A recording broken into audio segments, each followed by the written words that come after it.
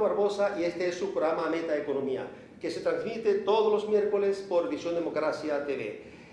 En el primer programa hablamos de 5 líneas estratégicas para la reconstrucción del país. La primera es la restauración de un Estado de Derecho. La segunda, la selección de un modelo o sistema económico de éxito. La tercera, el diseño de una política para el desarrollo económico. La cuarta línea, hablamos sobre el liderazgo a todo nivel. Y la quinta, la reestructuración de la familia como núcleo central de nuestra sociedad.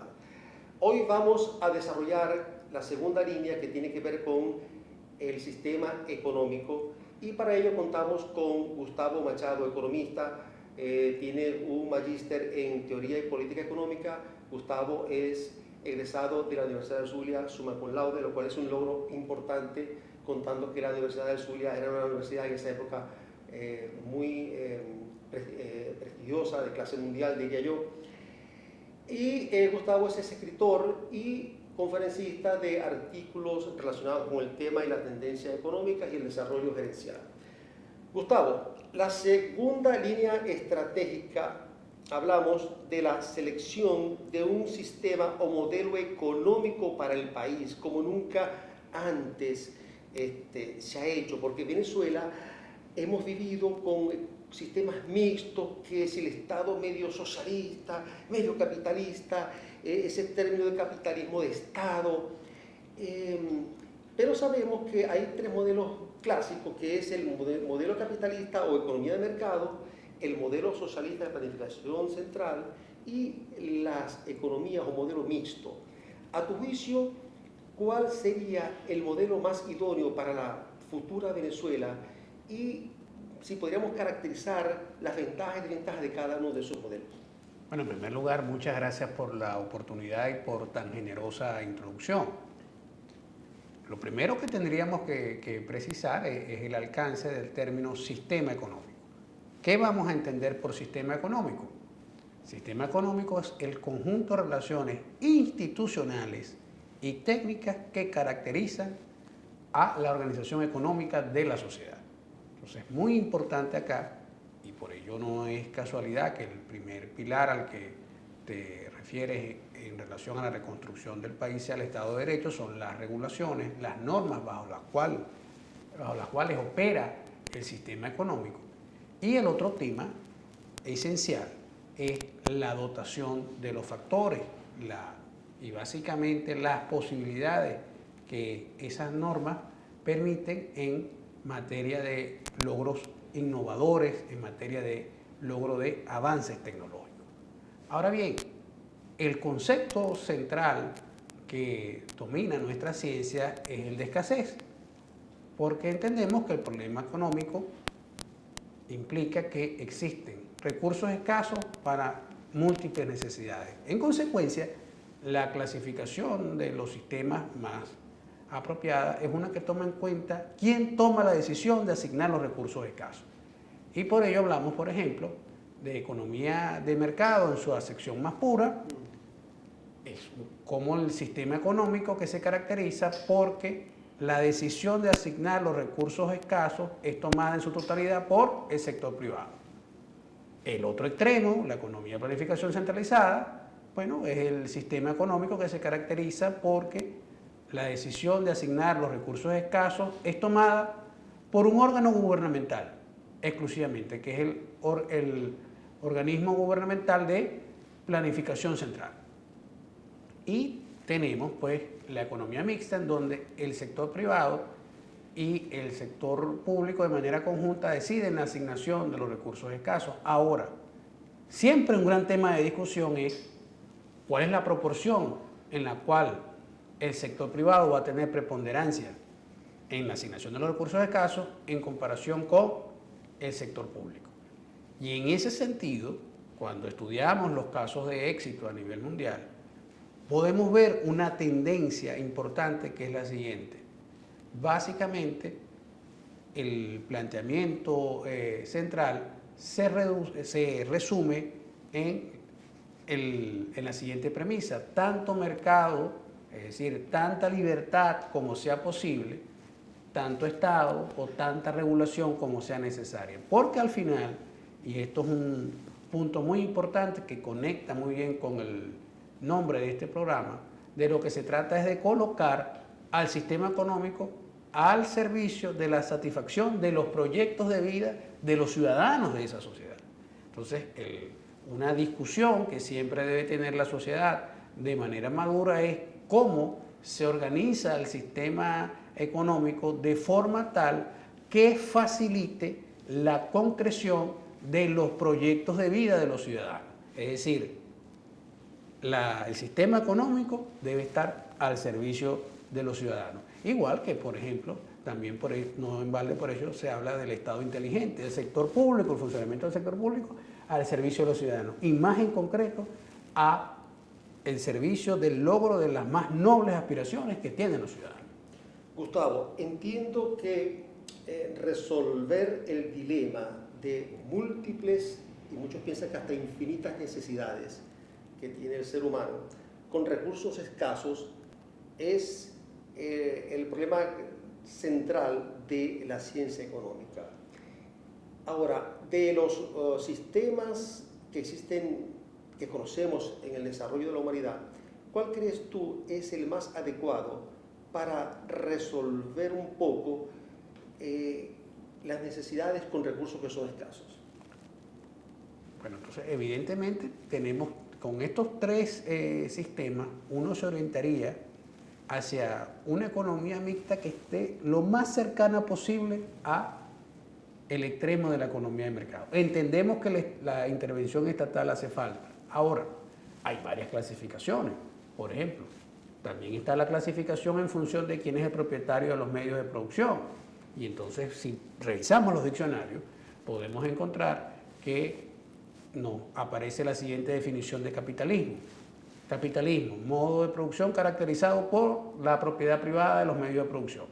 Socialismo, modo de producción caracterizado por la propiedad colectiva de los medios de producción. Ahora, esas definiciones, y por increíble que parezca o por paradójico que parezca que lo que uno va a afirmar a continuación, no solo que son insuficientes, sino que además el capitalismo, por paradójico que parezca, perdió la batalla del marketing. ¿En qué sentido? El capitalismo no solo implica propiedad privada de medios de producción, también implica que el trabajador tiene la posibilidad de negociar de forma libre en un intercambio por el uso de sus capacidades y habilidades. Entonces, aquí el tema de fondo es cómo logramos que este sistema funcione con un alto estándar ético y por ello hablamos de capitalismo consciente, tema que es muy importante desarrollar en los próximos años en Venezuela. Muy bien, en el segundo segmento, Gustavo, vamos a desarrollar un poco algo que dijiste que me llamó muchísimo la atención. Tanto mercado como sea posible con la mínima participación del Estado. Al regreso con Gustavo Machado.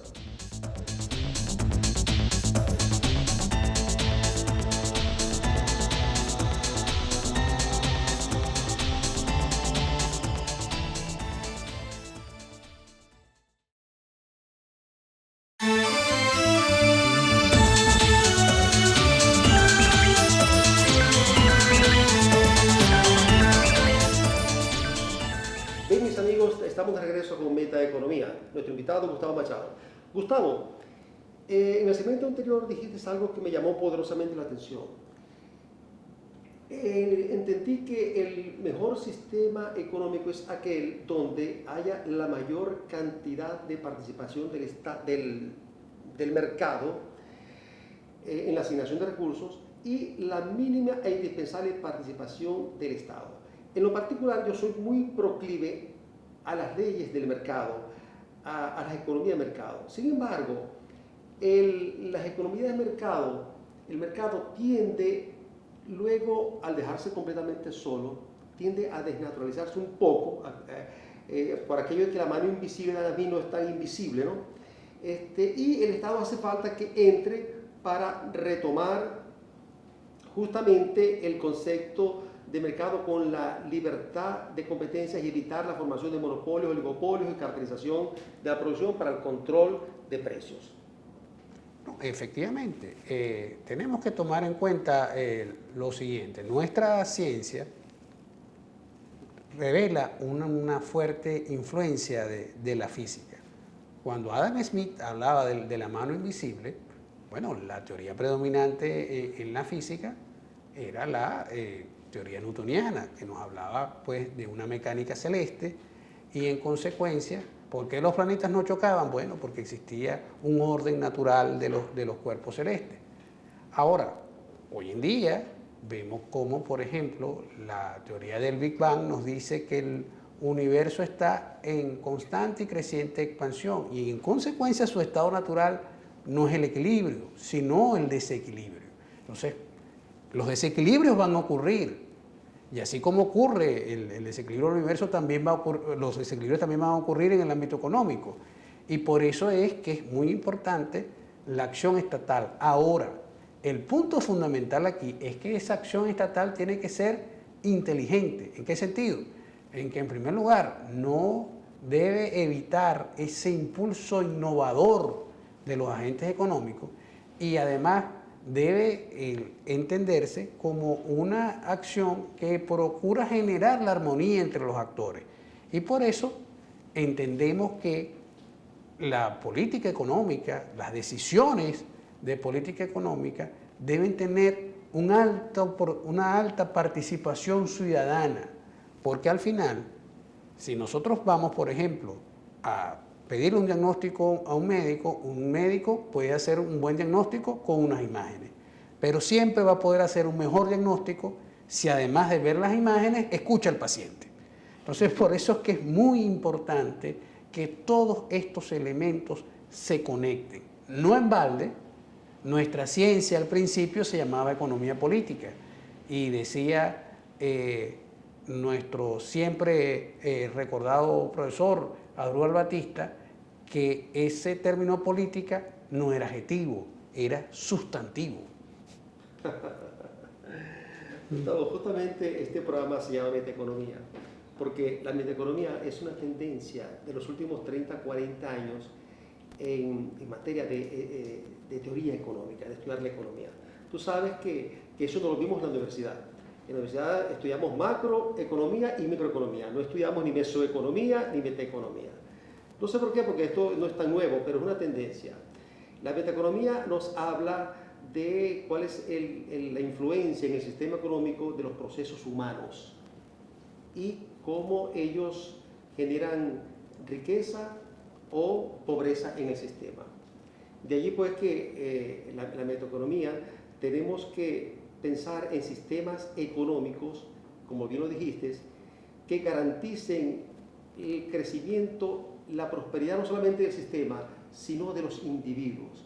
Y para ello la participación ciudadana en los asuntos públicos de la gente bajo un Estado de Derecho, una democracia y un sistema económico que lo permita, creo que es una fórmula interesante. ¿Qué opinas tú al respecto? No, evidentemente la participación ciudadana enriquece el proceso, pero además vivimos tiempos en donde el proceso fundamental para implementar, para generar nuevos productos es el proceso de innovación abierta. ¿Qué significa un proceso de innovación abierta? Intercambio de conocimientos entre integrantes de diversas organizaciones. Por eso es que hoy en día las alianzas son muy importantes. Ninguna organización puede tener la arrogancia de pensar que conoce todo lo que necesita. Por eso debe buscar aliados. Pero además, por eso la cooperación es clave por un planteamiento que hace algunos años atrás realizaba el expresidente Clinton. Ese planteamiento era el siguiente: nadie tiene la razón el 100% de las veces y hasta un reloj parado da 2 veces al día la hora correctamente. Es decir, es importante resumir o tratar de sintetizar diversos puntos de vista para encontrar las mejores soluciones. Correcto. Gustavo, al regreso quisiera que a tu juicio nos dieras las causas que explican lo que hemos vivido en Venezuela, no solamente en los últimos 20 años, sino en los años anteriores que formaron la República, los 200 años de República. o 40 años, hablar después de los 40 años de la democracia. Lo que tuvimos es completamente diferente a eso que estás describiendo, a esa quimera. Esa quimera es una visión alcanzable. ¿Cuáles son las causas que a nosotros no nos permiten estar en ese estado ideal de cosas y cuáles serían las soluciones para poder estar en ella? Regreso con Gustavo Machado.